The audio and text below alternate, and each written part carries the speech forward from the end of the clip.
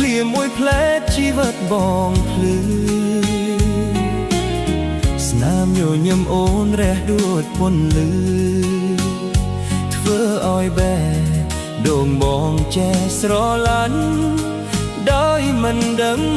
ខ្លួនថ្ងៃណាក៏ដោយបងតែងនឹកអូន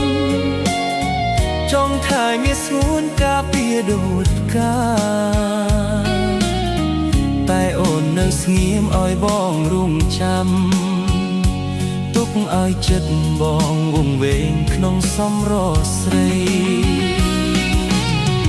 រំដួលកាអើយសែនស្រស់ម្លែកទេបងស្រឡាញ់អូនតាស្ងួនដឹងទេ